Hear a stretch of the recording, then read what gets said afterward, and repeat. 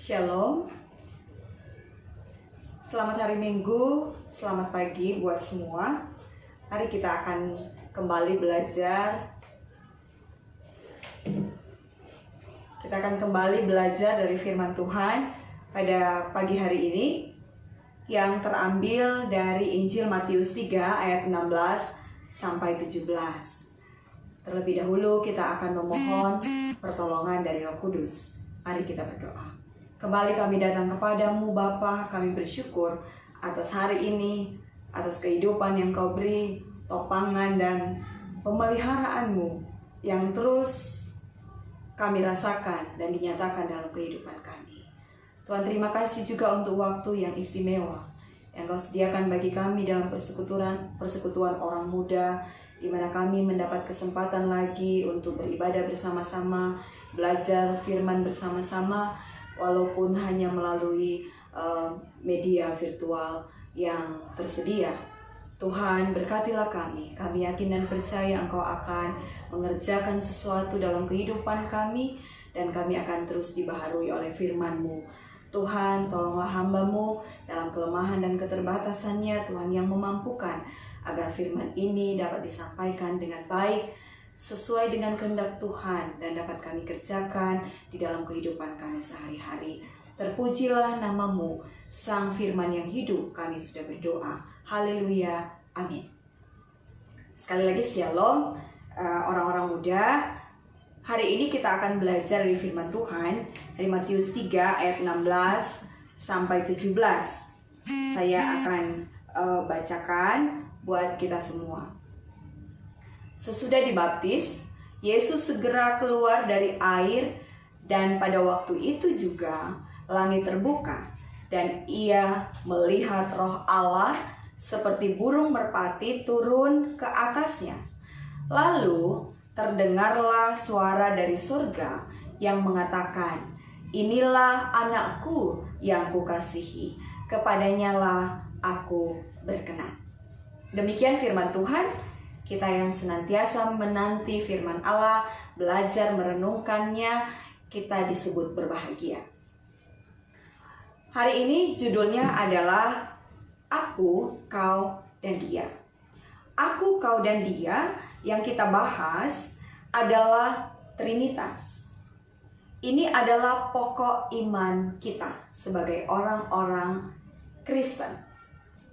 Yang pertama yang harus kita pahami adalah kita percaya pada satu Allah. Dalam Ulangan 4 ayat 39 dikatakan, hanya Tuhan Allah di langit dan di bumi, tidak ada yang lain. Namun Allah yang tunggal itu terdiri dari 3 oknum, yaitu Allah Bapa, Allah Anak, dan Allah Roh Kudus. Ketiga oknum tersebut merupakan satu kesatuan. Dalam Yohanes 5 ayat 7, Yesus menunjukkan persatuan yang tak terpisahkan dengan Allah Bapa. Yesus mengatakan, "Aku dan Bapa adalah satu." Yohanes 10 ayat 30. Dan barang siapa telah melihat Aku, ia telah melihat Bapa. Dalam Yohanes 14 ayat 9. Allah Bapa sendiri menyatakan bahwa Yesus adalah anaknya yang terkasih, yaitu pada waktu pembaptisan Yesus, yang tadi kita sudah baca dalam Matius 3 ayat 16 sampai 17. Dan dinyatakan juga pada waktu Yesus dimuliakan di gunung, dalam Matius 17 ayat 5. Selain menyatakan kesatuannya dengan Allah Bapa, Yesus juga menyatakan kesatuannya dengan Roh Kudus, yaitu roh yang dijanjikannya kepada para murid dan disebutnya sebagai roh kebenaran yang keluar dari Bapa, yang pada tanggal 31 kemarin kita rayakan sebagai hari pencurahan Roh Kudus atau Pentakosta. Roh kebenaran ini adalah roh Yesus sendiri, sebab ia adalah kebenaran. Yesus menegaskan kembali pada pesan terakhirnya sebelum Yesus naik ke surga. "Pergilah, jadikanlah semua bangsa muridku, dan baptislah mereka dalam nama Bapa dan Anak dan Roh Kudus. Matius 28 ayat 18 sampai 20. Orang-orang muda yang saya kasihi di dalam Tuhan, kesatuan Bapa, Anak, dan Roh Kudus didasari oleh kasih yang sempurna demi keselamatan manusia. Karena kasih-Nya yang begitu besar, maka Allah Bapa menciptakan alam semesta di mana semua diperuntukkan untuk menopang kehidupan manusia yang adalah ciptaan yang termulia, dan menghendaki agar manusia ciptaannya itu dapat hidup dan selamat. Tetapi manusia memilih bertindak sesuai pengertiannya sendiri. Dalam peristiwa manusia jatuh ke dalam dosa, yang kemudian menyebabkan terputusnya hubungan manusia dengan Allah, yang mendatangkan kesulitan-kesulitan dalam hidupnya. Seperti dia harus mengupayakan dengan keras tanah yang kering yang dapat menopang kehidupannya. Dia tidak lagi ada di Taman Eden, dia harus keluar dari sana. Seorang wanita yang harus melahirkan dengan rasa sakit, dan kemudian satu lagi makhluk yaitu ular, kemudian mendapat ganjaran, dia kemudian akan makan debu tanah dan berjalan dengan berat. Maka Tuhan Allah tahu bahwa keterpisahan manusia dengan Allah akan berujung pada kebinasaan. Untuk itulah kasih Allah tetap berlaku, di mana Allah tetap menghendaki keselamatan bagi manusia. Dan oleh karena itu, maka Allah berinisiatif mengutus anaknya ke dalam dunia untuk mengadakan penebusan.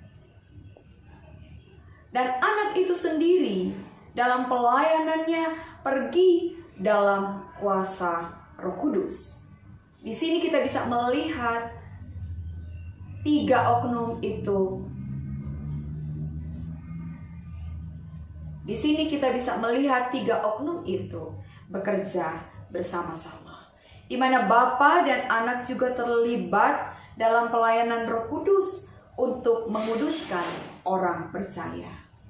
Orang muda yang saya kasih di dalam Tuhan, Trinitas itu merupakan suatu persekutuan yang harmonis dalam kealahan. Persekutuan ini juga adalah persekutuan kasih, tetapi kasih dalam persekutuan ini bukan kasih yang berpusat pada diri sendiri, melainkan kasih yang dapat bekerja sama demi keselamatan manusia. Tergambar jelas dalam peristiwa pembaptisan Yesus di Sungai Yordan oleh Yohanes Pembaptis dalam bacaan kita pagi hari ini. Dikatakan sesudah dibaptis, Yesus segera keluar dari air, dan pada waktu itu juga langit terbuka. Dan ia melihat Roh Allah seperti burung merpati turun di atasnya. Lalu terdengarlah suara dari surga yang mengatakan, "Inilah anakku yang kukasihi, kepadanyalah aku berkenan." Tiga oknum ini bekerja dan hadir bersama-sama di dalam karya penyelamatan manusia di dunia ini. Orang muda yang saya kasih dalam Tuhan, tentu kadang-kadang kita merasa begitu sulit memahami mengenai Trinitas ini. Tapi saya akan memberikan satu cerita. Alkisah, suatu hari Agustinus, seorang pemimpin gereja mula-mula pada tahun 354 sampai 430 Masehi, berjalan-jalan di tepi laut sambil memikirkan misteri Trinitas.